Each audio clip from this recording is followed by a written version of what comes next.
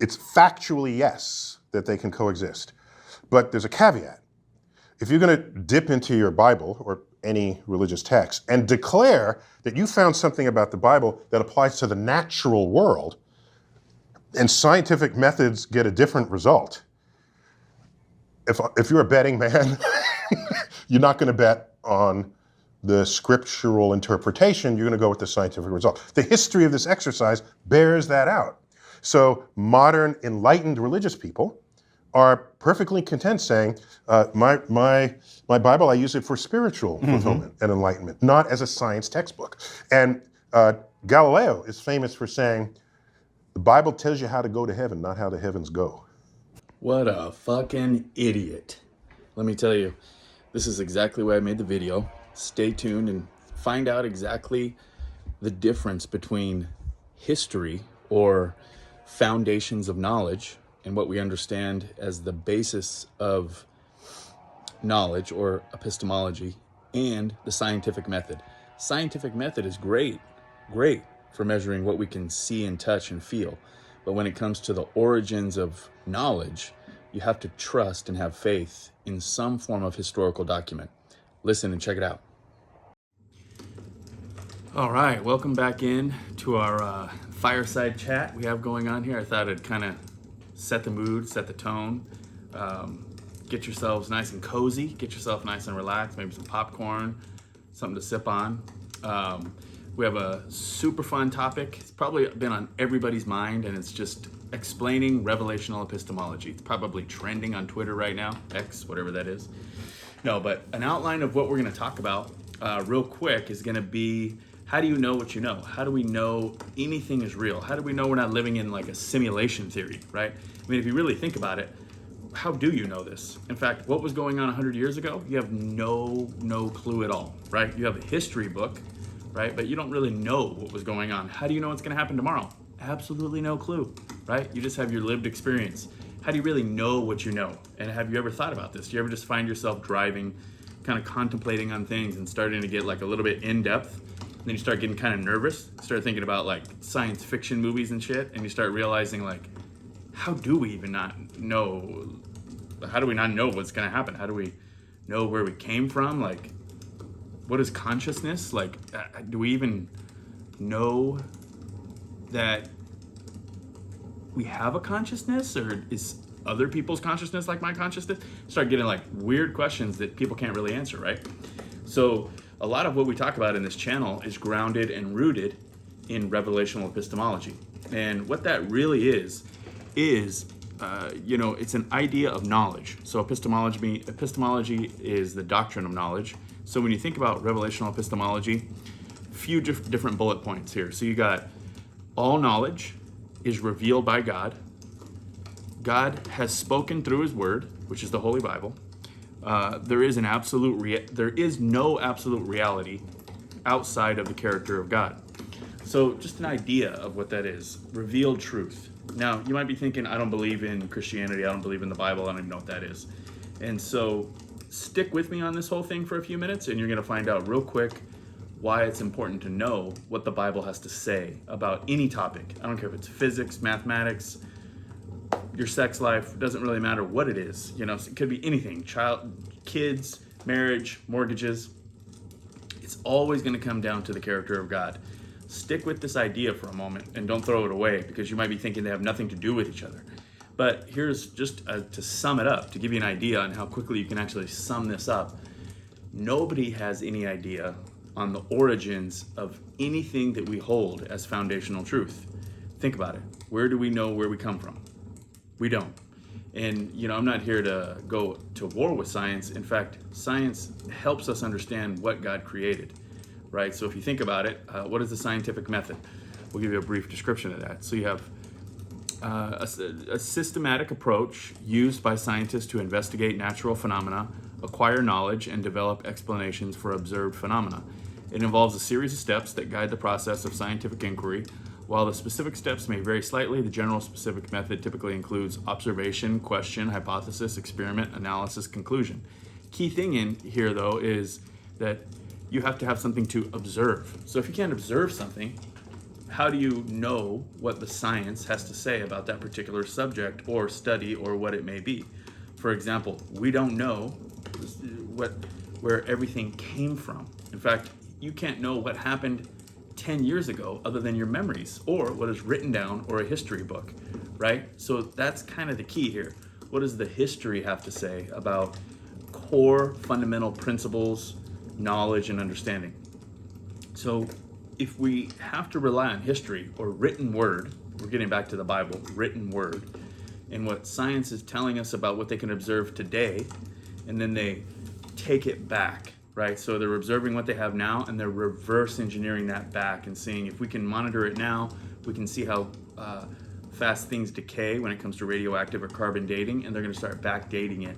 They're going to start observing things out in space that took time for that light to get here and make, observations. They're going to make conclusions on that. They're going to run this method and they're going to tell you, based on what we have now, this is what we determine to be true.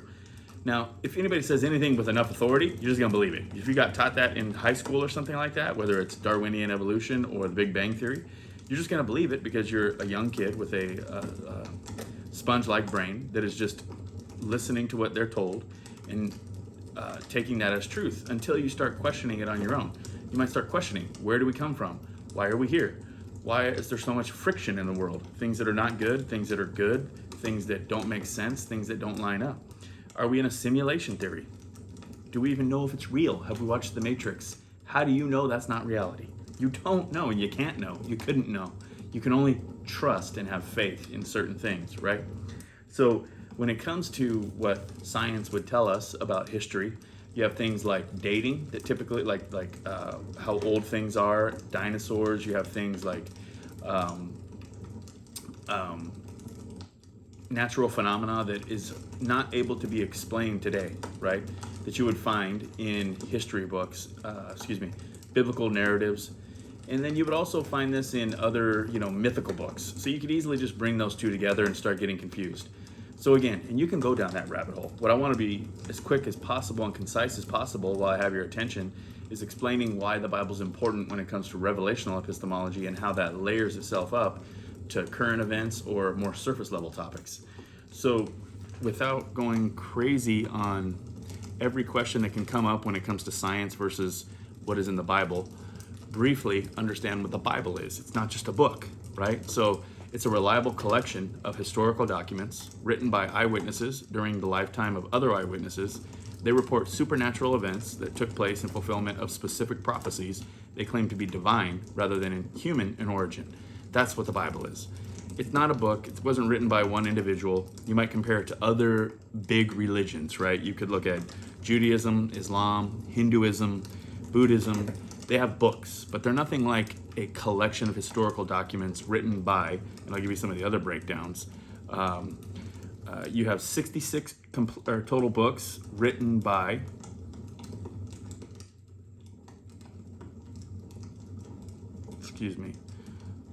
40 different authors over 1,500 years. And these are just general figures for you. You can go do the research on your own. And find out whether you're going to any type of biblical, historical, like museums where they're keeping all the text and things like that. It's not you're going to be able to go there, but they're held pretty well preserved, especially in like Middle East areas and things where some of these texts were originally written down and then spread from that point, right? So they're there for us to analyze. With modern technology, you have superior analytical tools to go through all the manuscripts, everything that's been written down, so that you can actually trust the reliability and accuracy of what is written down in that collection of historical documents.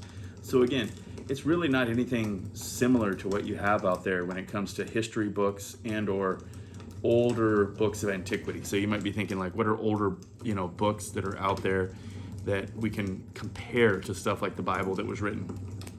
For example, the Bible has 2,400 copies of the New Testament alone.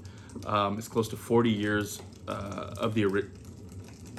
close to 40 years from the original writings, compared to things like Homer's Iliad, which has got 643 copies, which has got around 500 years from the original, which is the other, one of the other older books that you can look into, just to give an example of other books of antiquity that have copies, because we don't have the originals for any of them, and the time dating in between. It's really not comparable, you know. So I bring you up just a couple quick facts so that you could have an idea of how different the Bible is. So again, if you have specific prophecies in a book, Old Testament stuff, it was written over 1,500 years, and those prophecies are fulfilled, right, and verified by historical accounts within the Bible and outside of the Bible. You have the most reliable collection of historical documents that you could ever imagine. Now, we won't get into it in this video, but then you have the actual resurrection of Christ. That's something that actually happened, and we have eyewitnesses, we have history documents, we have the Bible, which is the most reliable out of all historical documents on anything in the time. So there's no collection of historical documents that is more reliable than the Bible on what was going on at that time and prior to. People are always like, well, I need to hear outside accounts. There are outside accounts, but what we're trying to say is there's no better account of anything that was going on in the world other than biblical manuscripts of the time, as far as huge events like this. You know, you might be having something that was going on with different countries and things like that, but they don't have, 2,400 copies. You're gonna have one or two copies that have kind of been carried around. You can't really read it. There was no literary event that has this amount of detail and size and scope of ever in the entirety of the world that we have. There's nothing like this that has this type of vast amount of archaeological and historical evidence all saying the exact same thing. You might be like, oh, well, what about all the variants? 400,000 textual variants. Less than 1% of all those variants have any meaning to the primary doctrine. It would be something, for example, spelling error, scribal error. None of it is doctrinal. Nothing has to do with the gospel. Now, again, we're not here to talk about that portion today, even though that's very important. We're back to knowing, how do you know what you know? Epistemology. How do you know where knowledge comes from? How do you know what you can count on as a standard of knowledge so that you can build a foundation and start building a framework of knowledge and understanding for surface level issues that you're dealing with today? Stuff we're going to talk about on this channel, stuff that we're going to talk about very often when it comes to business, economics, family, social issues, things like that. And there's a lot of different things that happen, especially right now. We're in an election year where people are looking at really primary, fundamental issues. But what's difficult is we're talking about a surface level issue that has so much presuppositional, heavy backgrounds. People come with presuppositions, things that they suppose to be true to this surface level issue. And they suppose it to be true because of so many different things that have happened in our world in the past, let's call it 100 years. Those are all very big events that we need to sit down and discuss, and they're comprehensive events. They're historical and situations and circumstances that have taken years to play out that have shaped our world today. When we start talking about any hot topic, just take a pick, whether it's immigration, whether it's LGBTQ, whether it's education, whether it's family, whether it's marriage, whether it's, the biggest things are actually money, when it comes to resource management or capital, the way that our world works with trade. We're in a debt economy, we're in a debt system, we're in a debt economic trade world. Everything is debt, everything is loans, everything is banknotes. Not real trade, it's not honest trade. And you can't really look at that and say, hey, these issues are really important and I'm just going to make a decision on it without addressing all the presuppositional factors that have come to get you to that surface level topic. Now, when you start layering down, okay, this is what I know because of this block before it, and this block of knowledge makes sense because of the block before it, and layer it all the way down, you're going to find yourself in a position where you're like, okay, I'm going to trust science and history books, maybe, I think, or am I going to trust another history book called the Bible? Because when it comes to the Bible, it has every single presuppositional or foundational subject addressed there. whether it has to do with family, whether it has to do with finances, whether it has to do with science or origins of the world or the universe. That way, when you address the things that we can observe with all of our tools, with our scientific advancements today, and we don't have an answer for it, just, we'll sum up just a few. How about time? I don't care who you talk to or how you want to address it. Nobody can explain to you what time is. We can observe it and we know how we experience it. Why do we have time? What is time? Where did it come from? What was before time? Does time ever end? Do we even know? You have no fucking clue. You have no idea. You have no clue. Not one scientist, not one mathematician has any clue what is going on with time or where it comes from or how do you deal with it. You could observe it. Your consciousness, you're listening to me right now, hopefully still on the video. How do you have any clue what that is? You don't know what my consciousness is like. I don't know what your consciousness is like. There's no even remotely close scientific explanation for what a consciousness is. We can look at brain waves and how the brain works, but it doesn't describe anything to do with a conscious. And no Darwinian evolution or explanation of how time and space and matter came together can ever give you our consciousness. It doesn't even make any sense in any scientific world. None. And everybody always says, well, someday we'll figure it out. That's great. But until that day, I'm going to continue to follow the best measure of historical documentation we have, which, whether you're a Christian or not, is the Bible. You don't want to hear it because the Bible has a lot of hard things in it that you're going to disagree with. But if you were just looking on an evidentiary basis, without a doubt, what you find in the Bible is your best evidence for anything that we have on these heavy topics, and it addresses it. Gravity.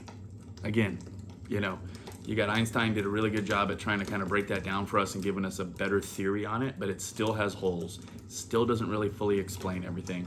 Something as simple as gravity does not have an explanation. They cannot tell you why it really works that way because they can't explain space-time fully. They're still figuring it out. So that's just you take it for granted, without ever thinking about it. Gravity cannot fully be explained by the people that are trying to tell you the last thing that you should ever believe is the Bible. They would just completely slander you if you ever say, no, I'm going to believe the reliable collection of historical documents written by eyewitnesses during the lifetime of other eyewitnesses. They're going to report supernatural events that took place in fulfillment of specific prophecies, and they claim to be divine rather than human in origin. You tell them that, they're going to laugh your ass right on out of the fucking school or whatever. Problem is, they don't have any real backing on their foundations of their epistemological axioms or pillars of knowledge that they have. It's sand for them. And anytime you really dig deep, they cannot hold on to anything. There's inconsistencies. Now, on our side, is there inconsistencies? Actually, no, but there's none. There's no inconsistencies with the Bible. You have to understand it. It takes a long time to fully understand it. Most of our life will be spent if you really commit yourself to it. It's difficult to fully understand. But at the same time, what's going to happen with that is as you question certain things that don't have answers, everything else starts to look different to where you forget to question other things like, okay, I didn't question gravity. I didn't question consciousness or time, the things that are extremely basic. What about black holes? Again, we're observing them still. No fucking idea on what it is, right? Dark matter, dark energy, which sounds like something out of a sci-fi movie, but the majority of our observable universe is dark matter and dark energy. We're right back to the same thing. They don't even have a clue. I don't even need to have a clue. It doesn't affect you and I. The point is, I'm bringing these things up because we don't want to be listening to somebody who's going to slander the Bible, which is what I'm proposing to you as the basis of all knowledge. It is what gives us a standard for everything we know, right? When it comes to morals, ethics, origin, who we are, gives you an identity. Everything is what you're going to find only in the Bible. You're not going to find it in the Quran. You're not going to find it in the Tanakh. Tanakh, excuse me. That's not complete. Okay, the Tanakh is just Judaism's version of the Bible, but it's just the Old Testament primarily. You're not going to find it in Hinduism or Buddhism, which is a lot about reincarnation or enlightenment. Again, written by individuals, written in like 600 AD. Then you have Hinduism has some stuff that's very old, 1700 to 1100 BC. But again, it's mysticism. It's not going to give you something that is verifiable. It's not historical as far as documentation that has other reliable documentation to validate the truth. It's unfortunate, because it's going to sound like I'm just picking and choosing and slandering. Go do the research. Look into it. I don't have time to go through hours of research on this short video. I just wanted to grab your attention, right? Hopefully you're still vibing with the fire. And I think it's probably putting you in a moment where you're thinking you're at like the fire pit as you were growing up. You're looking up at the stars and you're like wondering, where did I come from, right? Kind of setting the tone here. So in conclusion here, what I want you to try to remember on this is when you think of the Bible, because we're going to talk about it quite a bit, that is our basis for knowledge. It's revelational epistemology. It also gives you an identity because you have an identity in Christ, or you have an identity as a rebel of Christ, of the gospel. And then you'll understand why when you feel as if something is not right in the world, when you say, who am I? Where am I from? Where am I going? Why is there friction in the world? Why is there problems? And that friction is a problem. When you see a lot of bad things happen, you wonder, why? Why could this happen? How could there be a God when bad things happen? Big question, right? I'd love to give you the answer, not in this video. But to give you just a quick prelude, if there was no problems, there wouldn't be a need for a redeemer. And trust me, you wouldn't want to live in any existence without redemption, because you wouldn't want to have to put yourself in a position where your performance was always needed in order to stay away from the wrath of the Creator. You want somebody to actually be the one that redeems you from whatever that friction is that you feel all the time. And that Redeemer is Christ. That is what the gospel is. And without there being things that we hate, we all hate them, we wouldn't need a Redeemer. We wouldn't have that opportunity to have reconciliation with God. So the idea behind all of this, that are complex and difficult topics, right? Very complex, is to understand that you'll never get answers to these in any type of science book or somebody's religion that they brought up. We're not here to promote religion. The gospel is not a religion. You can call religion the study of, religion would be the study of, spiritual things or people's practices, their spiritual practices. It could be so broad when you think of what that states.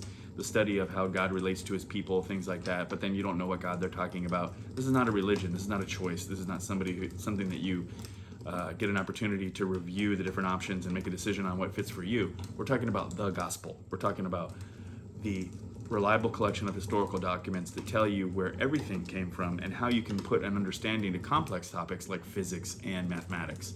Because if our reality didn't have a standard, if it didn't have an objective creator that says this is how it's going to be and it will not change unless I say it's going to change, none of those laws of physics or mathematics, 2 + 2 = 4, that could change hypothetically if there wasn't somebody who was keeping reality what it actually is by their character, which would be God.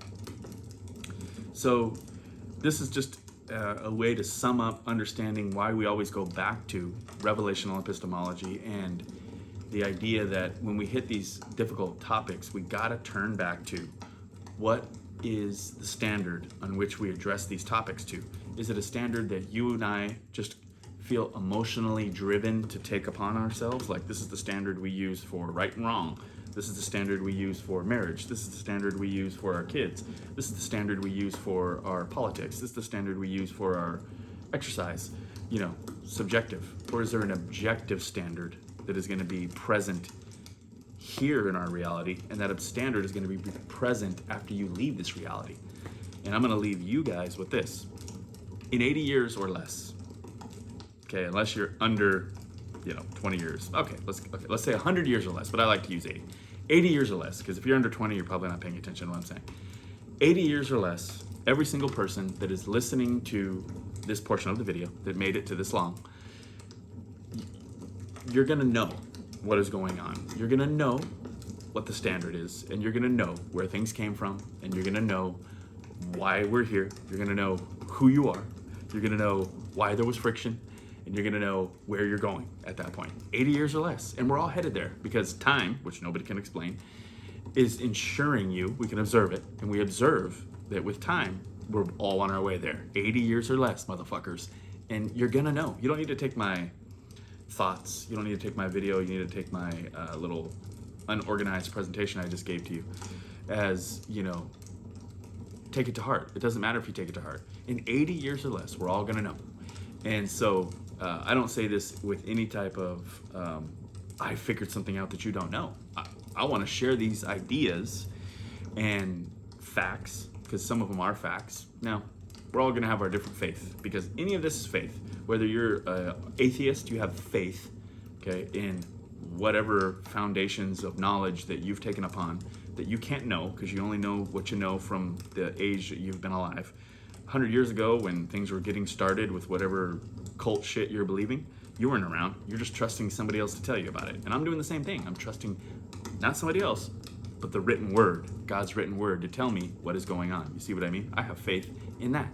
And faith is given. So the faith was given to me that I use to understand this, or not to understand it, but to choose to believe that it's true, right? Because I don't know what was going on 100 years ago. I have no clue. I only have history books, and I have what we have with God's revealed character in biblical truth, right?